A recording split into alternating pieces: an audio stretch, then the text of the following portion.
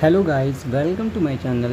जैसा कि हम आपको बताने वाले हैं कि आप लोगों के लिए जो बीएड स्टूडेंट हैं उनके लिए मैंने एक चैनल बनाया है जिसमें मैं क्या होता है आप लोगों को बीएड से रिलेटेड, बीएड में जितने भी सब्जेक्ट हैं उससे रिलेटेड आप लोगों को हम वीडियो बना कर देंगे जो कि आपके एग्ज़ाम की दृष्टि से बहुत ही इम्पोर्टेंट होंगे।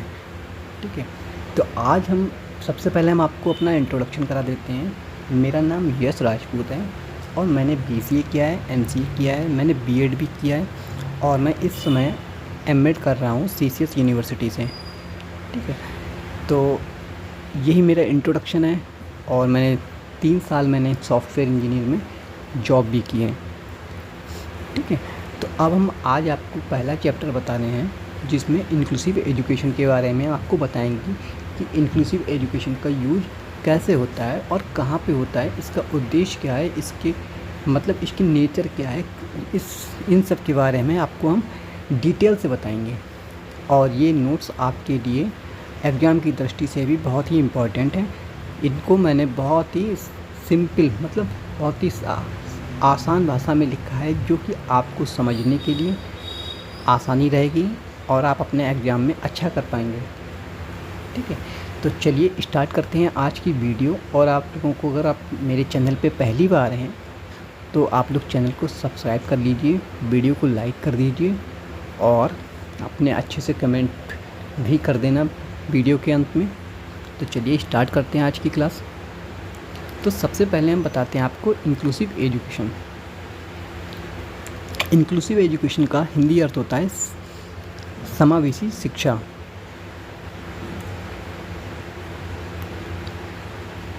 तो यहाँ पर आप लोग चैनल को सब्सक्राइब कर लेना।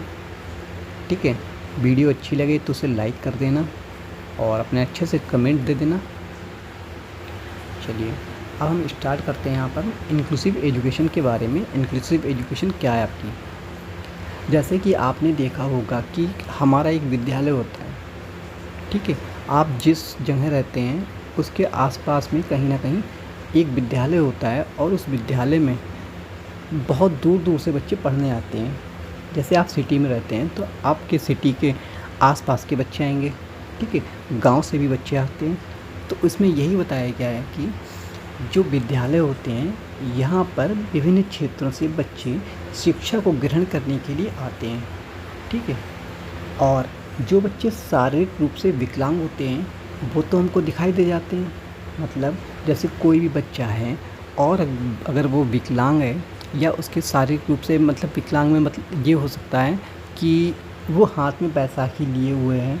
ठीक है, ठीक ऐसे चल रहा है या हाथ में डंडा है उसके सहारे से चल रहा है, तो ये हमें दिखाई दे जाते हैं।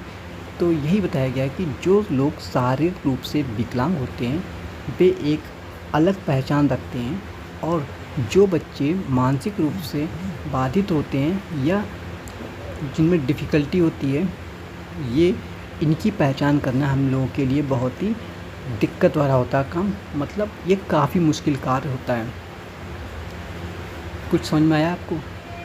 यहाँ पर ये सीधे सीधे बताया गया है कि देखो कोई भी विद्यालय हो गया उसमें अलग अलग क्षेत्र से बच्चे लोग पढ़ने के लिए आते हैं और इसमें वे बच्चे भी आते हैं जो शारीरिक रूप से विकलांग होते हैं। इन बच्चों को हम इनकी कंडीशन को देखकर, इनकी स्थिति को देखकर हम पता कर लेते हैं कि ये शारीरिक रूप से विकलांग है। जबकि जो बच्चे मानसिक रूप से विकलांग होते हैं उनको हम देखकर, ठीक है, हम उनकी विकलांगता का आभास नहीं कर सकते हैं। ऊपर से हम ये नहीं बता सकते हैं कि ये बच्चा अच्छा है या विकलांग है, कैसा है। ठीक है, जो बच्चे शारीरिक या मानसिक रूप से अपंग होते हैं वे सामान्य बच्चों की तरह कुछ कम सीख पाते हैं। ठीक है, सही बात है। जैसे कोई बच्चा अच्छा है मतलब सामान्य नॉर्मल बच्चा है और एक विकलांग बच्चा है, तो जो नॉर्मल बच्चा होगा या जो साधारण बच्चा होगा, ठीक है, सामान्य बच्चा होगा, वो अच्छे से सीख लेगा किसी भी कार्य को। जबकि हमारे जो विशिष्ट बच्चे होते हैं या विकलांग बच्चे होते हैं उनको सीखने में थोड़ा सा दिक्कत होता है। मतलब जो साधारण बच्चे तो अच्छे से सीख लेंगे, वो ज़्यादा सीख सकते हैं, जबकि जो विकलांग बच्चे होते हैं वो साधारण बच्चे की अपेक्षा की तुलना में कम सीख पाते हैं। विशिष्ट शिक्षा का उद्देश्य इस प्रकार के बच्चों में छिपी हुई प्रतिभा को उभारना है। मतलब जो विशिष्ट शिक्षा कहती है कि ये जो बच्चे होते हैं इनके अंदर छिपी हुई जो प्रतिभाएं होती हैं, ठीक है, उनको उभारना होता है, ताकि उनकी जो प्रतिभा का प्रयोग करके देश के हित में कार्य किया जा सके।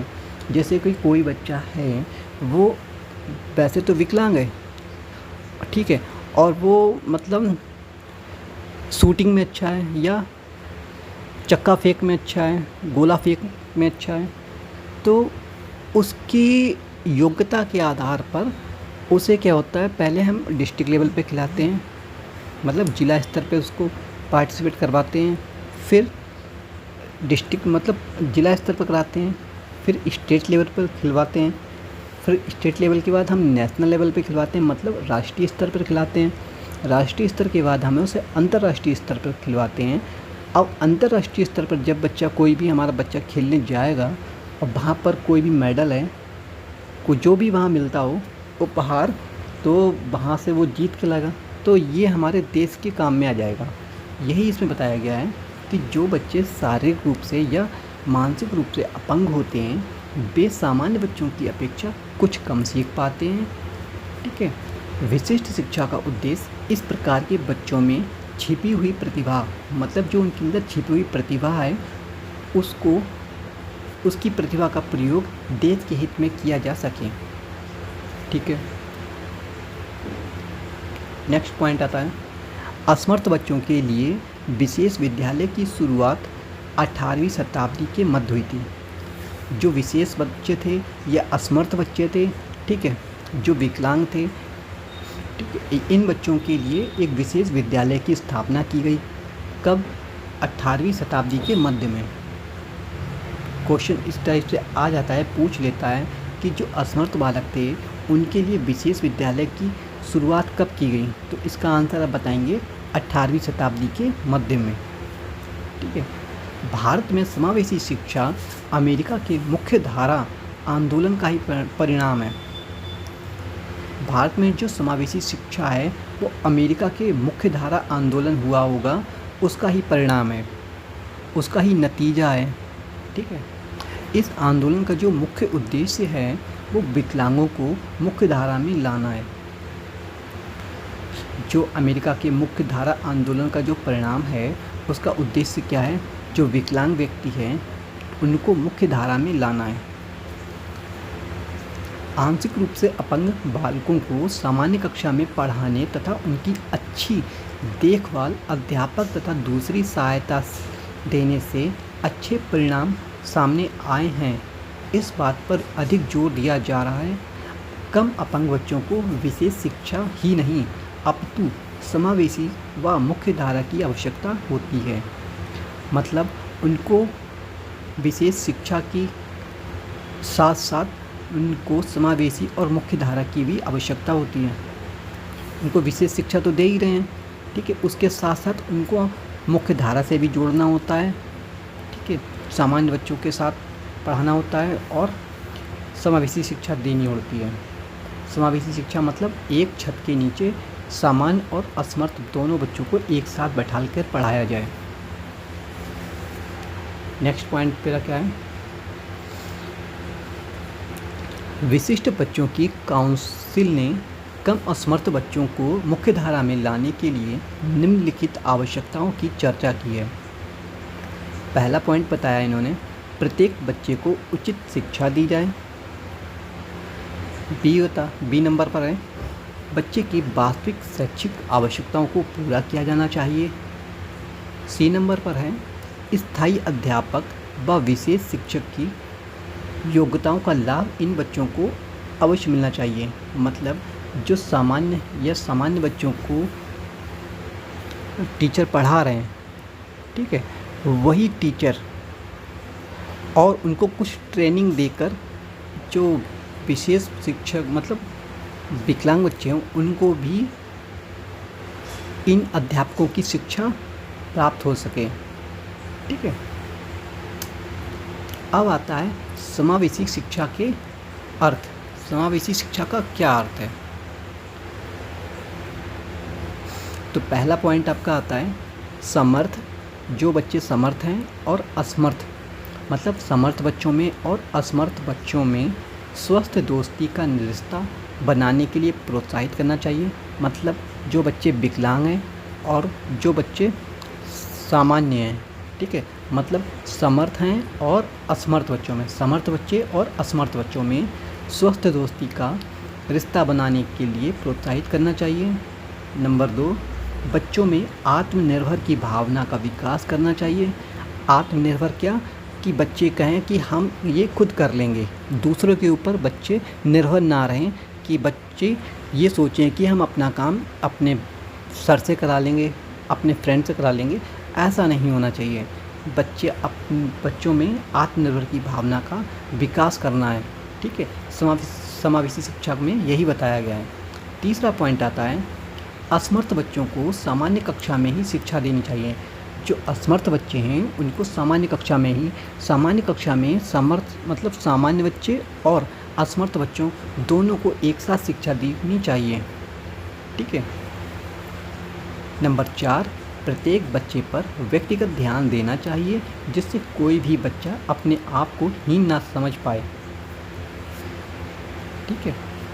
मतलब कि प्रत्येक बच्चा है उस पर व्यक्तिगत रूप से उससे पूछा जाना चाहिए, बेटा क्या कमी है, कहाँ पर नहीं समझ में आ रहा है। अगर आप वो नहीं समझ पा रहा है, पूछ पा रहा है, तो उसके अंदर हीन भावना आ जाएगी और वो धीरे धीरे वो क्लास छोड़ने लगेगा, फिर उसका मन नहीं लगेगा पढ़ाई में। तो इस टाइप की ये प्रॉब्लम्स बच्चे के सामने आ सकती हैं, तो इनको दूर करना है। बच्चों की कमियों का पता लगाकर उसको दूर करना चाहिए। बच्चों में जो कमियां हैं उनको दूर करना, मतलब प्लस माइनस कर रहा है तो उसमें गलती कहाँ हो रही है, इस चीज़ का पता लगाना है, ठीक है।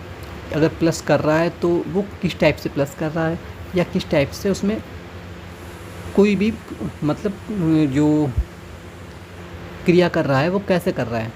तो उस क्रिया में मतलब अगर गलती कर रहा है तो उस क्रिया को बताना है बच्चों को कि आप यहाँ पर गलती कर रहे हैं और इसकी जगह पर ऐसे करना है आपको, ठीक है। तो ये आपको बताया गया है कि बच्चों की जो कमियां हैं उनको दूर करना चाहिए। और नंबर 6 पर बताया गया है कि जो सामान्य बच्चे हैं और असमर्थ बच्चे हैं, इन दोनों बच्चों के लिए एक समान समय सारणी लागू होना चाहिए। ऐसा ना हो कि जो सामान्य बच्चे हैं उनके लिए तो टाइमिंग अलग है और जो असमर्थ बच्चे हैं उनके लिए टाइमिंग अलग है। इससे बच्चों में भेदभाव आ जाएगा। अगर ये टाइम अलग अलग देंगे, बच्चे जो असमर्थ बच्चे हैं इनको हम 4 से 5 पढ़ाएंगे और जो विशेष जो असमर्थ बच्चे हैं उनको हम 8 से 9 पढ़ाएंगे, तो बच्चों में भेदभाव की भावना आ जाएगी। ऐसा भी नहीं करना है, ठीक है। समाज में दिव्यांगों के बारे में फैली हुई बुराइयों को दूर करना चाहिए। जो समाज है हमारी सोसाइटी, उसमें जो दिव्यांग बच्चे होते हैं उनके बारे में जो कुछ भी बुराइयां फैली हुई हैं उनको दूर करना हमारा कर्तव्य है, अध्यापकों का कर्तव्य है। नेक्स्ट पॉइंट आता है आपका समावेशी शिक्षा की प्रकृति, नेचर ऑफ इंक्लूसिव एजुकेशन।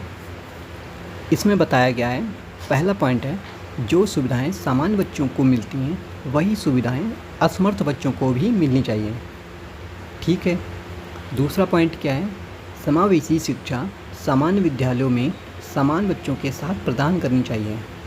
ये भी ठीक है, मतलब सामान्य विद्यालय में समान बच्चों के साथ में जो असमर्थ बच्चे हैं उनको समान बच्चों के साथ में ही शिक्षा प्रदान करनी चाहिए। नंबर 3, समावेशी शिक्षा में दोनों प्रकार के बच्चे सम्मिलित होते हैं, ठीक है। असमर्थ बच्चे भी होंगे और समर्थ बच्चे भी होंगे, तो इसमें विकलांग बच्चे भी हो सकते हैं और हमारे साधारण बच्चे भी हो सकते हैं। ये दोनों समावेशी कक्षा में सम्मिलित होते हैं। नंबर 4, समावेशी शिक्षा में असमर्थ बच्चों की विशेष आवश्यकताओं पर ध्यान दिया जाता है। जो असमर्थ बच्चे होते हैं, जो समावेशी क्लास होती है जिसमें समर्थ बच्चे और असमर्थ बच्चे बैठे होते हैं, इस कक्षा में जो असमर्थ बच्चे होते हैं उनकी जो विशेष आवश्यकताएं हैं, उनको किस चीज़ की ज़रूरत पड़ रही है, ठीक है। जैसे वो कुछ पढ़ा रहे हैं, नहीं समझ में आ रहा है, तो उसे हम ऑडियो के द्वारा बताएंगे, चित्र दिखा कर बताएंगे, ठीक है। ये हम उपकरण का यूज कर सकते हैं। तो इस टाइप से उनको क्या होता है, सिखाया जाता है। नंबर 5, समावेशी शिक्षा से बच्चों को विद्यालय का स्वस्थ वातावरण मिलता है। अगर बच्चों को अलग अलग रखा जाएगा, समर्थ बच्चों को अलग पढ़ाया जाएगा और असमर्थ बच्चों को अलग पढ़ाया जाएगा, तो दोनों में भेदभाव होगा। दोनों बच्चे अपने आप को, समर्थ बच्चे हैं, जो साधारण बच्चे हैं, वो तो अपने आप को अच्छा समझेंगे, और जबकि जो असमर्थ बच्चे हैं वो उनके अंदर अपने आप में हीन भावना आ जाएगी, ठीक है। वो सोचेंगे कि हम इनसे कमज़ोर हैं, इस वजह से हम लोगों को अलग अलग पढ़ाया जाता है। समावेशी शिक्षा के उद्देश्य। नंबर 1, बच्चों में आत्मनिर्भरता की भावना का विकास करना। नंबर 2, जागरूकता की भावना का विकास करना, ये मैंने स्टार्टिंग में बताया आपको। नंबर 3, असमर्थ को शिक्षित करके देश की मुख्य धारा से जोड़ना है। नंबर 4, असमर्थ बच्चों को सामाजिक व सांस्कृतिक रूप से समाज से जोड़ना है, सामाजिक रूप से भी और सांस्कृतिक रूप से भी, ठीक है, समाज से जोड़ना है। नंबर 5, बच्चों में जो मौजूद कमियां हैं उनको दूर करना है। नंबर 6, असमर्थ बच्चों को जीवन की चुनौतियों का सामना करने के योग्य बनाना है। नंबर 7, असमर्थ बच्चों को आत्मनिर्भर बनाकर उनके पुनर्वास का प्रबंध करना है। समावेशी शिक्षा के सिद्धांत। जो समावेशी शिक्षा है उसके सिद्धांत क्या हैं, उसके प्रिंसिपल क्या हैं, इसके बारे में पूछा गया है। तो नंबर 1 यहाँ पर हम बता रहे हैं, सभी बच्चों की शारीरिक बाधाएं हैं उनको दूर किया जाता है इसमें, समावेशी शिक्षा में। नंबर 2, प्रत्येक कक्षा में जो बच्चों की संख्या है वो 30 या 20 होगी, निर्धारित कर दी गई है। प्रत्येक कक्षा में बच्चों की संख्या 20 या 30 निर्धारित कर दी गई है कि 20 होंगे बच्चे या 30 होंगे, इससे ज़्यादा नहीं होंगे। नंबर 3, समावेशी शिक्षा में बाधित व सामान्य बच्चे एक साथ शिक्षा प्राप्त कर सकेंगे, ठीक है। इसमें यह भी कहा गया है, समावेशी जो शिक्षा है इसमें जो बाधित होते बच्चे हैं वो और जो सामान्य बच्चे हैं वो एक साथ शिक्षा प्राप्त कर सकते हैं। नंबर 4, समावेशी शिक्षा से बच्चों को स्वस्थ वातावरण मिलता है। ये मैंने पहले भी बताया है कि बच्चों अगर एक साथ पढ़ेंगे तो बच्चों को स्वस्थ वातावरण मिलेगा, हेल्दी इन्वायरमेंट मिलेगा। इसी के साथ नेक्स्ट पॉइंट है, इस प्रकार की शिक्षा में बच्चों की कमजोरियों को दूर किया जाता है, बच्चों में जो कमियां हैं उनको दूर किया जाता है, ये भी मैंने बता दिया है। तो ये आपके सिद्धांत हो गए हैं। इसी प्रकार से आपके नेक्स्ट आता है, इस प्रकार की शिक्षा में बच्चों की कमजोरियों को नज़रअंदाज किया जाता है, बच्चों की जो कमजोरियां हैं उनको नज़रअंदाज कर दिया जाता है। नज़रअंदाज वो गलत लिखा है इसमें, सॉरी,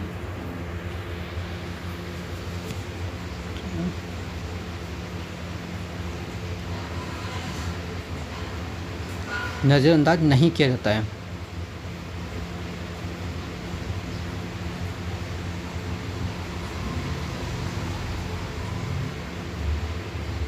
ठीक है, इस प्रकार की शिक्षा में बच्चों की जो कमजोरियां होती हैं उनको नज़रअंदाज नहीं किया जाता है। अगर नज़रअंदाज कर देंगे तो क्या होगा, बच्चा गलत सीखता रहेगा, गलती पढ़ेगा, तो ये दिक्कत है इसके लिए। तो वो जैसा अभी पढ़ रहा है बचपन में वैसे ही बाद में भी पढ़ेगा, तो ये चीज़ नहीं होनी चाहिए। नेक्स्ट पॉइंट आता है, इस शिक्षा के द्वारा असमर्थ बच्चों को शिक्षा प्राप्त करने का विस्तृत क्षेत्र प्राप्त होता है। ठीक है, नेक्स्ट पॉइंट आता है, समावेशी शिक्षा में बच्चों की सफलता की जिम्मेदारी अध्यापकों की सौंपी गई है। जो अध्यापक हैं इनको ये जिम्मेदारी दी गई है कि बच्चे लोग सफल हों, अच्छे से पढ़ाइए इनको, ठीक है। अच्छे से पढ़ाने की जिम्मेदारी किसे दी गई है, अध्यापकों को।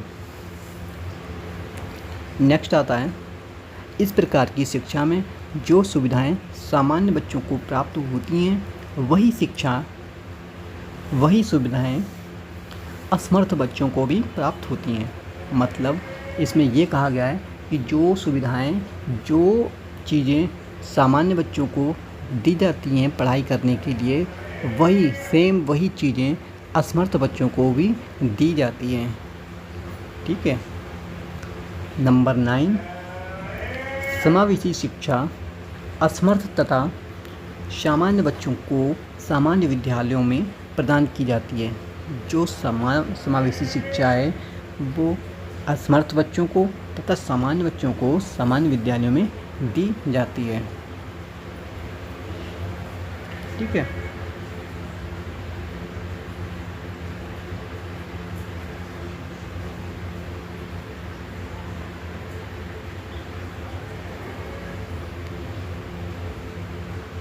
तो ये आपका आज का इतना हमने बता दिया है। अब नेक्स्ट टॉपिक हम आपको बताएंगे विशिष्ट शिक्षा और समावेशी शिक्षा में अंतर, और इसके आगे जो भी कंटेंट है वो हम आपको बताएंगे। जो